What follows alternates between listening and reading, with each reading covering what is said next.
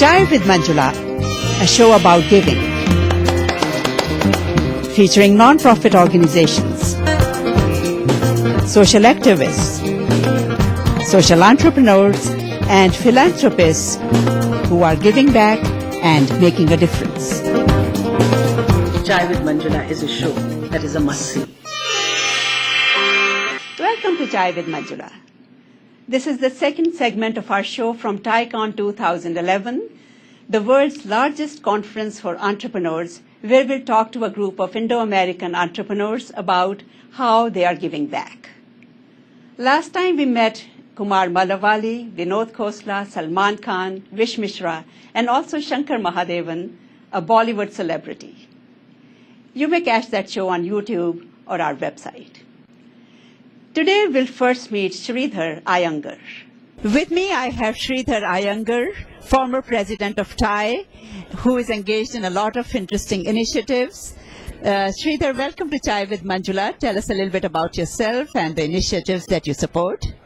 You know, the two organizations which I want to talk about, where I think I give a lot of time and, my personal sort of mind share to, one is American India Foundation, where I run the Clinton Fellowship for Service in India.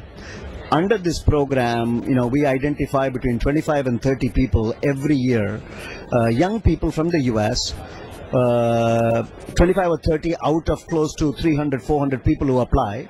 And then we send them to India and they work in India's social development with NGOs which host them for 10 months. So I spend an enormous amount of time both in the what I would call selection process, in meeting with these people, in visiting them on site when they are in India. This is like my surrogate family to a large extent, and I have kept in touch with them over the years. So that's something which I feel very, very passionate about and something I really enjoy doing. Yeah, Clinton Fellowship, that's a wonderful program, and I had the pleasure of being involved with the team when we first launched it. It's a great program. The other organization with whom I spend a lot of time is I'm on the advisory board of a organization called Janagraha, which is a Center for Citizenship and Democracy. Basically, it is an urban empowerment organization which seeks to get citizens to behave and take charge of, in a large way, not rely on government to a large extent. First of all, to get government to provide the services to which the citizenship is entitled, and more, to actually be personally accountable for a lot of the things that we do. For instance, we have we organize something called the Area Suraksha Mitra, where people in the community themselves take care of organizing safety or other things in the country. We are running the largest voter registration drive in India. Where in India is it? The organization is based in Bangalore. Started actually by, because we're talking about entrepreneurship, giving back, started actually by a couple called Ramesh and Swati Ramanathan, who gave up a very, very lucrative, career at Citibank. Ramesh did, and went back to India and started this NGO, which is now, I would say, one of the leading NGOs in the field of urban empowerment, not only in India, but I would suggest throughout the world. So we do the voter registration drive, we do this Area Suraksha Mitra. With me, actually, they started something about 3 years ago or 4 years ago when I first met Ramesh. We were in a bar in Berkeley, because I was involved with another organization at that time, and we started talking about corruption in India, which is very much a case in point currently.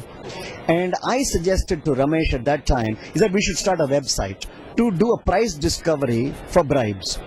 So we launched a website called www.ipaidabribe.com.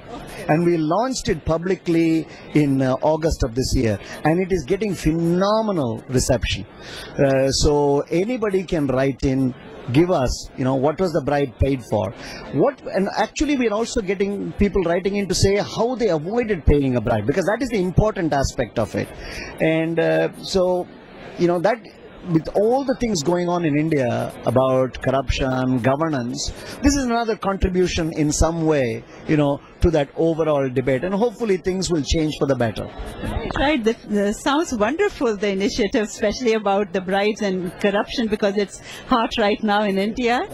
And I can see your passion, your eyes lit up when you talked about these. And what is your message for entrepreneurs today at this TiE conference about giving back and making a difference? What would you like to say to them? I think that if you look at the reason why a lot of us in the early days joined TiE, for the first reason was that not only was it an organization which was supposed to create entrepreneurship and therefore wealth for you, but there was a very, very important element, the question of giving back. The virtuous circle of wealth creation and giving back to the community is actually inbuilt into the TiE philosophy. And one cannot exist without the other. If you only do this part, then I would say you are not imbibing what TiE all stands for. You've got to do the other part. And I would suggest from my own personal experience is that second part, the giving back, is a lot more fun than the part which gets you the wealth in the first place. Good for your soul. It is, definitely. Okay, thank you so much, Sridhar. Nice talking to you. Next, I have Abhay Bhushan, who is again an entrepreneur, and he's very actively involved with ICA, which stands for Indians for Collective Action. And I had promised my grandparents that I want to do something for the poor people in India, at least give 1 year of my life fully. So in 78, I returned to India and started working in the villages. Best year of my life. Our kids were young, my wife was there, and we had the fabulous time just giving to people, working with the poorest people in rural India near Allahabad. I came. Through ICA? It was not through ICA, and ICA will come later. So after I came back, I started kind of being really involved. So I was looking for organizations that do similar work. Indians for Collective Action was the one I found, where we were nurturing social activities who were going back. Hiramat in 79, when I was coming back, was going back to India to start India Development Service. I connected with him. I connected with Ravi Chopra, who just a little after went back to start People Science, Center for Science and Environment, and then People Science Institute. His wife Jo, who's an American, started Karuna Vihar for handicapped children in Dehradun. I mean, these are the people who were here, who wanted to go back and give. It's not just giving money. It is giving of themselves and creating something. Arvind Kejriwal, IIT Kharagpur, started Right to Information. And I thought this was a dynamic organization. At that time, there were very few Indian organizations working for real development of India. So Indians for Collective Action, we work together to see what we can act. It's the focus on activism.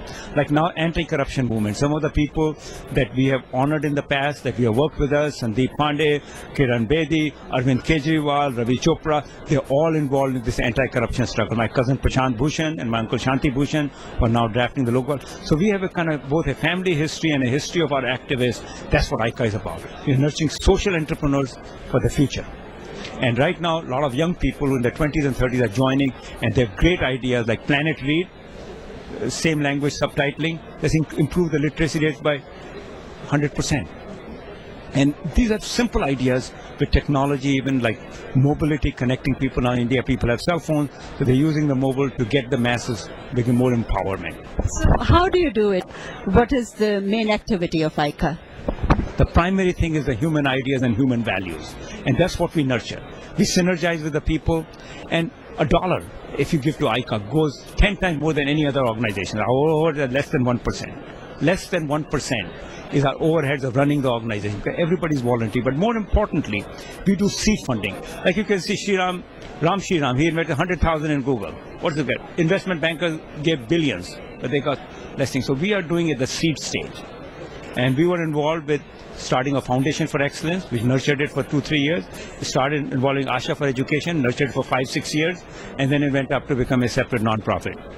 We are many different organizations and individuals we have nurtured in the early stages.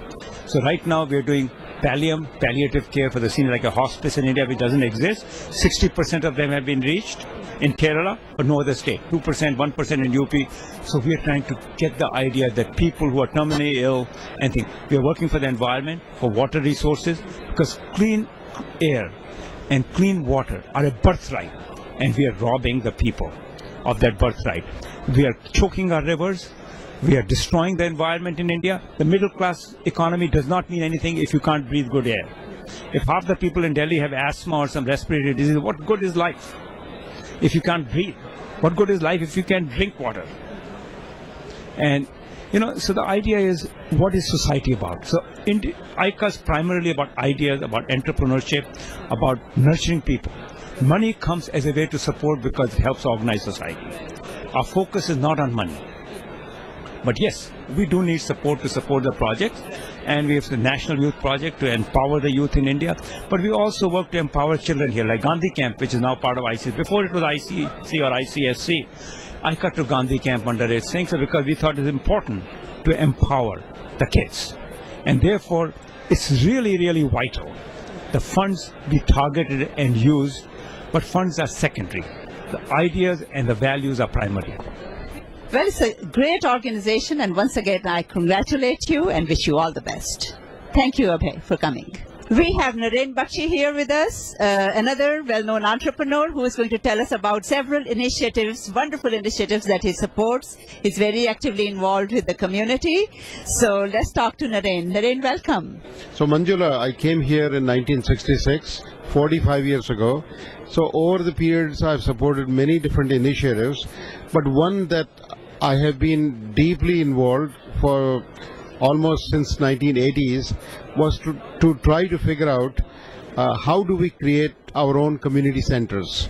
And so my first attempt to do that was in Cleveland, Ohio in 1980s, and then I moved to Silicon Valley and realized that even though we have much larger community, we're not doing enough for our own people here, our next generation, our children, our grandchildren, and to make sure that they are able to keep their culture.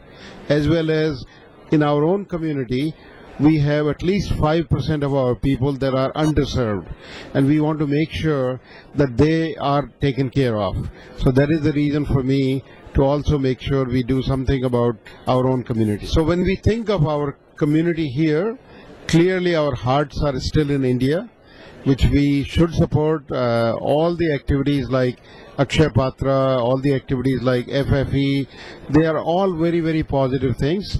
But in parallel, we must also keep on doing things in the place where we live, so that we will be considered a model community. All of them that you mentioned, Akshay Patra and many other organizations, are doing incredible work, and yeah, we should support whichever one we want, but we should get engaged and involved. Anything else that you would like to say? No, just one more. Okay. So Manjula, I'm also very proud that you have taken this initiative to promote many of our good work that is being done. What is needed is not any one initiative, because the needs are very many, and we should be really focused on whatever one or two things we feel great about.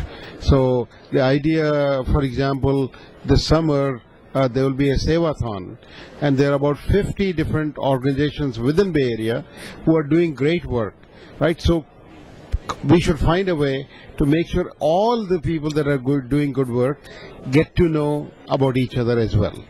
Thank you very much, Naren, for your time and for coming here. You are an inspiration to the community with your involvement, and I wish you all the best, and thank you for coming and talking to us. Hi, we are at TiEcon 2011, and with me I have Chandra Bhandari, an educator and a very well-known member of our community, who is running the Global School of Silicon Valley here in the Bay Area, and I would like to learn about it from Chandra. Chandra, welcome to Chai with Manjula. Hi, Manjula. It's a pleasure to be at Chai with Manjula. Honor. And I heard so many fantastic things. Napat has been on your show regarding Global School, and thank you for inviting me again. Appreciate that. Tell us about the Global School. Well, Global School, we have 21 campuses around the world. But in Silicon Valley, fairly new. We started in 2010. So this is our first year at Global School. Our Global School perspective is very global. And when I say very global, it means they're connecting with around the world, and they would be the future leaders of global community. So we kind of work hard with our children and give them a chance to understand languages, different culture, create the environment when they are thinking out of box, very creatively. That doesn't mean we are compromising with the education or academics, but we are very pro and very strong in language, art, PE, physical education every day. Our junior kinders are learning computer technology. We like to connect our children with our 21 campuses around the globe, so they have friends around the globe. In terms of raising global citizens, you are providing different languages and interaction with 21 schools around the world. That is a major strength that the school has. So, and that's what we need right now, global citizens. The next generation, they should not belong to one country or one ethnicity. They should grow up as global citizens belonging to a global family. So, wonderful initiative. Is there anything else you would like to add? I'd like to say what you said right now. When we were young, we learned Vasudevai Kutam. One God and one family. Under we are all large family. We are all global family. Okay, definitely. Vasudev Kutumbakam. Yeah, it's an ancient Hindu concept which has come true today. And we are again back to what they believed, the vision they had thousands of years ago of a global family. Exactly. So wonderful, and the school is a perfect initiative for that, and I congratulate you for that. Thank you so much. Thanks for coming, Chandra. In case you joined us late, we are at TiEcon 2011 talking to entrepreneurs about the causes that they support. Next, we'll meet Venk Shukla, who supports Foundation for Excellence, also known as FFE. You know, the way it started was that in 1995, Prabhu Goyal, who is the founder of Foundation for Excellence, he asked me to get involved. And it took me a year to finally get involved. And then we started this a formal structure of Foundation for Excellence and incorporated it. And it's been around since 1996 now. So about 15 years I've been involved with it. Most of the time as president, sometimes as a board of trustee, but I'm back as a president. And it's grown since that time. 96 we funded about 6 students. And now we fund close to 2,000 students a year. Actually, surprisingly, the mission was always the same. It hasn't changed. We focused on children, the students, who are exceptionally talented, who are typically in the top 15% academically, but who are very, very poor. Bottom 15% of the population. That initially we used to fund high school kids also, 9th, 10th, 11th, 12th, and that we don't do anymore. And part of the reason we don't do anymore is that the tuition fee for engineering and medical and computer science has gone up so much that unless we increase our assistance to those students, they will not be able to continue. So essentially, what we have done is we have retreated from funding high school kids, but transferred that money to giving more money to kids who are studying engineering or going to medical college or studying computer science or any of those professions. First year we funded only about 6 kids, and now we are funding 2,000 kids. We have footprint in 24 different states. We have more than 1,000 volunteers in India, and our cost of administering the scholarship is less than 10%.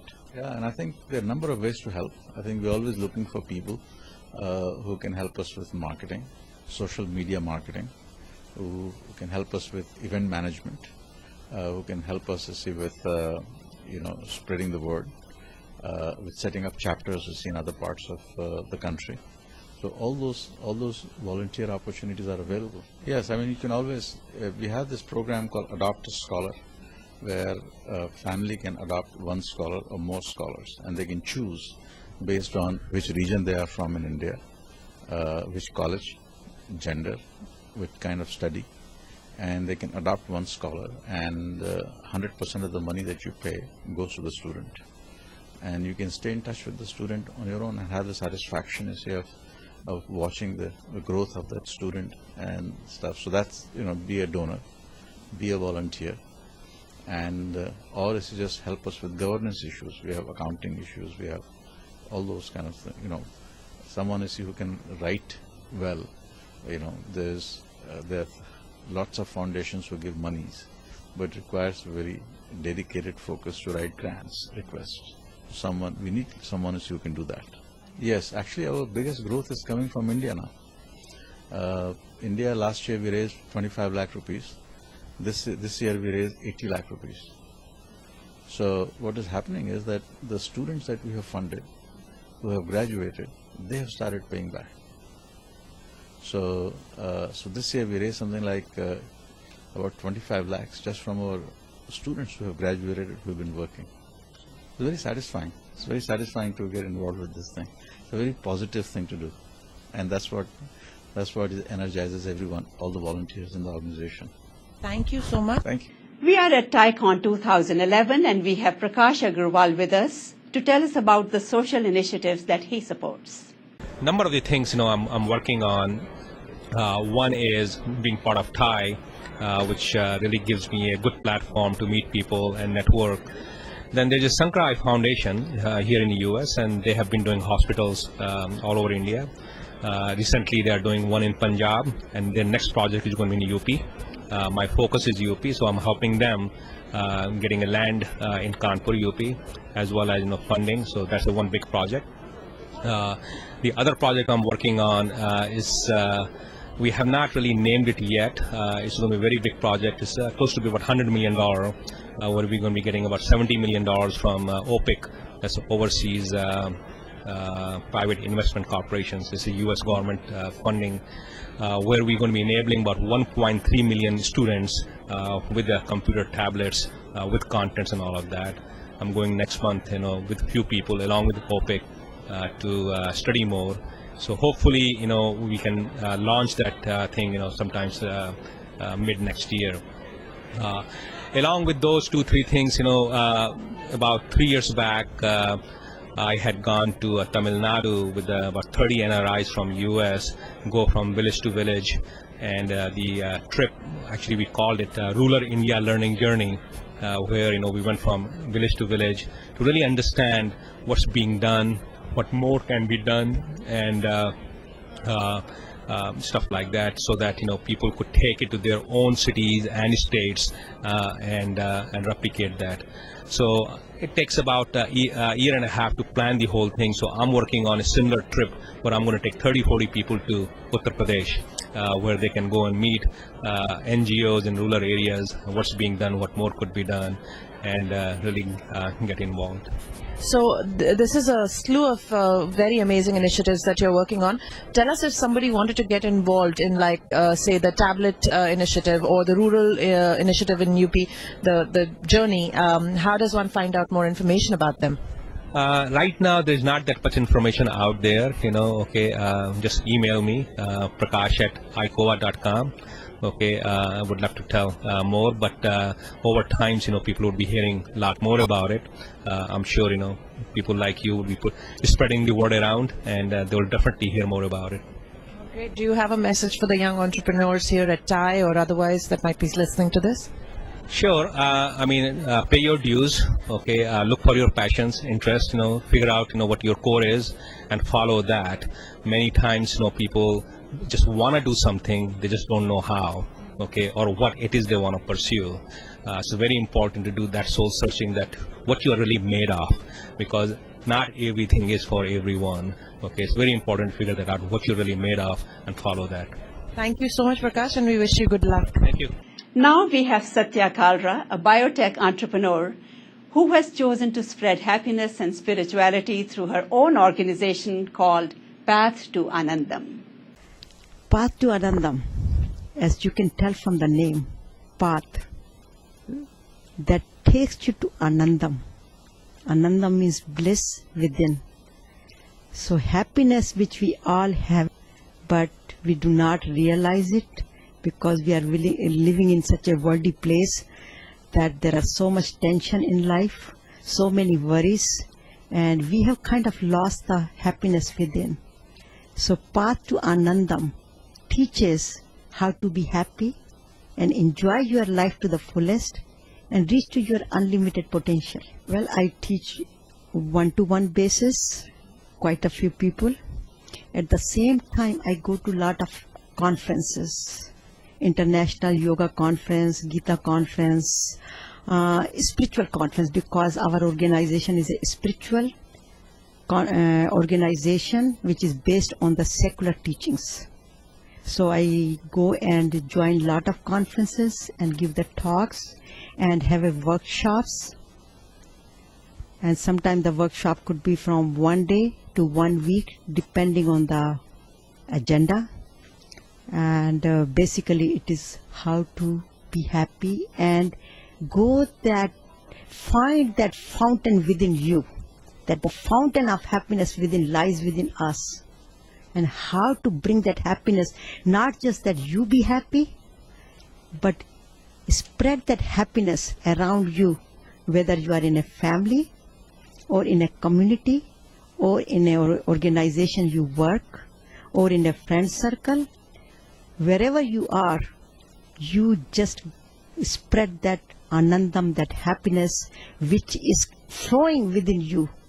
I am originally from biotech arena, served the industry for 35 years, and for last 3 years I have given 100% of my time now. So I was not an author, but with God's grace, in last 3 years I have published 4 books, and the 5th one is on the way.